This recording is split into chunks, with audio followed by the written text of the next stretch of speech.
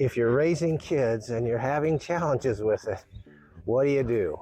We're going to share some pointers for dads in particular, but for everyone that's watching. If you're raising kids, you're feeling challenged, maybe as I did with the work schedule, with demands at home. What were the biggest challenges you faced raising small kids? Keeping them occupied in positive ways, helping them to get their homework done.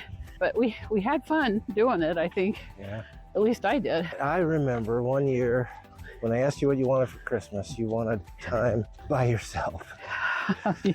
Because parenting never stops. Just 2 hours every Saturday. So I started doing Saturday outings with the kids. I would take them to science centers or parks, or I don't know if I ever took them to movies or not, but took them on different outings on Saturdays so you could have time at home by yourself. Yeah. And then what happened? I would wave goodbye. I started feeling kind of sad, disappointed that I wasn't with you guys. I would start to cry, and I thought, no, I've got to go with them. So we started having family outings on Saturdays. Yeah. It's another thing we used to do. Remember, we'd go on date nights, mom and child, and then dad and child would go and just take an individual child with us and go on a date night. Yeah. Then rotate through our kids. Chuck E. Cheese and Krispy Kreme. This was not a health conscious date night, but it was a lot of fun. A lot of fun. When our kids were growing up, on their birthday, I would take them out to lunch, and I would get them excused from school for the rest of the day. We're remembering all the positive things. What were the challenges? We've forgotten them all? I kind of push them aside because I've been focusing more on the positive things. I'll tell you, one of the challenges that often a frustration for me was bedtime. You're a night owl, and I felt like I couldn't go to bed myself until the kids were in bed.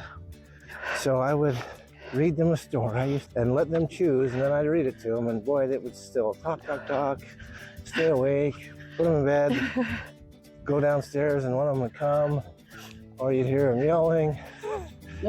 Bedtime was a challenge, and I don't even know that I have an answer for it other than stick it out till they're gone. I guess one suggestion, if you're raising kids together, then work on bedtime together.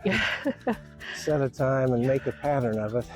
I know of a lot of people who have kept charts of when their children do what they're supposed to do. If they get to a certain point on the chart, they get a reward. You just reminded me of a couple of things. All right, here's a tip for those of you that are working on potty training with kids. Okay, well, starting with our oldest, when she did what she was supposed to in the bathroom, she got a prize. We had bought a bunch of little toys and wrapped them so that she could just choose one and unwrap it. I thought you had a two-tiered one when they were first, because I thought they had a potty prize, but the poo-poo prizes were a little bit higher caliber. You got a good memory. It worked. It was really helpful. There's another thing. We had behavior bucks. You actually printed up, looked like Monopoly money, but I think you designed it because it said behavior bucks on it. Yeah. They would get behavior bucks if they were good. You had a little store, but things they could buy with those behavior bucks, right? Yeah, forgotten about those. It's been a while. All right, what do you do with arguments? When kids are arguing, how do you deal with them? Slap them upside the head and send them to the room? No. So sometimes corporal punishment works.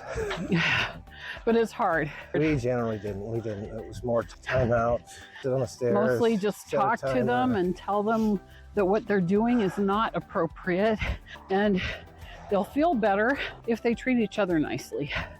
Maybe the most important thing for you to remember if you're raising kids struggling with it, because it is a ton of work, hang in there. It is worth it. Nothing more important. Be the best dad or mom that you can be for your kids. Take a break when you need one, and you'll need one. Love your kids, most important thing. If you love them, you'll figure it out. And they need to feel that too. They need to know how much you love them, and tell them that. Do the best you can, and things will work out. Time flies so fast. Hang in there, you can do it. Be good moms and dads, and you'll be glad. We'll, I guess, see you on the next one then.